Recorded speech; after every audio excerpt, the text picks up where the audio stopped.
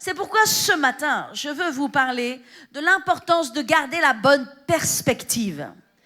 Alléluia. L'importance de garder la bonne perception.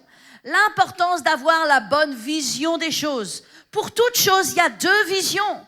Il y a une vision qui est négative, il y a une vision qui est positive. Il y a celui qui voit le verre à moitié plein, il y a celui qui voit le verre à moitié vide. Pour toute chose, il y a deux visions, deux perspectives, deux perceptions. Alléluia. Mais il n'y en a qu'une qui va vous amener dans la victoire. Il n'y en a qu'une qui va vous amener dans la foi. Il n'y en a qu'une qui va vous conduire dans le repos. Il n'y en a qu'une qui va vous permettre de vivre les circonstances au meilleur de vous-même. Vous et Dieu étant la majorité. Vous et Dieu étant l'équipe gagnante. Moi et Dieu, nous sommes l'équipe gagnante. Alléluia. Vous et Dieu, vous êtes l'équipe gagnante. Vous n'êtes pas seul. Alléluia. Dieu est avec vous.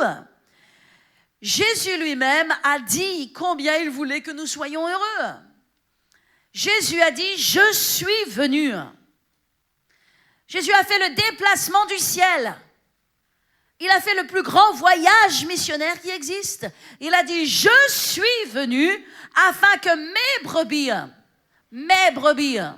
je ne sais pas ce qu'il en est de vous, mais moi je suis la brebis du Seigneur. Et vous êtes les brebis du Seigneur. Il est venu pour ses brebis. Il a dit, je suis venu afin que mes brebis aient la vie et qu'elle l'ait en abondance. Pas seulement une vie dans laquelle j'existe, pas seulement une vie dans laquelle je règle des factures, je résous des problèmes, je cours comme un poulet sans tête. Non, une vie dans laquelle je suis heureuse, je suis joyeuse, je prends le temps de vivre, je jouis de chaque instant de la vie. Je peux m'émerveiller sur une fleur, m'émerveiller sur la nature, regarder autour de moi, aimer les gens qui m'entourent, apprécier mes frères et mes sœurs, aimer mes parents, aimer mon frère, ma sœur, mes enfants, tout ce que j'ai. Pas vivre à 100 à l'heure, sans rien voir, sans rien entendre, mais jouir de la vie. Jésus a dit, je suis venu afin que mes brebis aient la vie.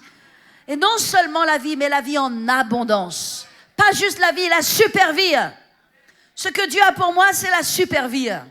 Ce que Dieu a pour vous, c'est la super vie. Alléluia. Amen. Je pense que c'est possible de vivre cette vie seulement et seulement quand on marche par la foi, quand on vit dans la foi, quand on est dans la dimension de la foi. La dimension de la foi, c'est le repos. Dans la foi, il y a le repos. Dans la foi, il y a la joie. La Bible dit que le seul combat que nous ayons besoin de combattre, c'est le bon combat de la foi. C'est-à-dire ce combat dans lequel nous restons, nous demeurons dans la foi.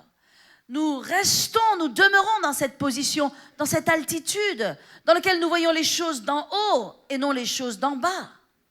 Deux perspectives extrêmement différentes, de regarder du bas vers le haut ou de regarder du haut vers le bas. Et j'aimerais vous poser cette question ce matin. De quel angle voyez-vous vos problèmes ? Dans quelle perspective voyez-vous vos problèmes ? Est-ce que vos problèmes, vous les regardez d'en bas, du bas vers le haut ? Et vos problèmes alors sont tellement élevés, ils vous écrasent et ils sont au-dessus de vous ? Ou est-ce que vous les regardez d'en haut vers le bas ? Alléluia ! Je me souviens, lorsque j'étais jeune fille, je venais d'avoir le permis de conduire, j'avais juste mes 18 ans, et à l'époque, vous savez, il n'y avait pas de téléphone, il n'y avait pas de GPS, et je devais partir faire je ne sais quoi d'ailleurs, mais je sais que j'étais très angoissée à partir de devoir faire cela, parce que je devais traverser des villages. Et franchement, les villages, je n'arrive pas à me souvenir quel village est en premier, en deuxième, je me perds dans les villages. Et mes parents habitant dans un endroit très isolé, vraiment au cœur d'une campagne magnifique, mais alors je n'ai jamais pu comprendre aucun village autour.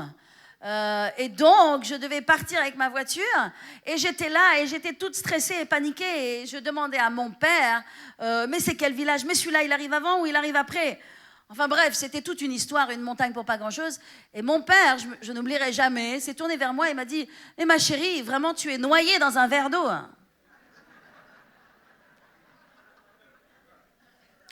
Vous savez, c'est merveilleux comme on peut se compliquer la vie, comme on peut faire que pas grand-chose nous pourrisse la vie, et comment on peut être noyé dans un verre d'eau.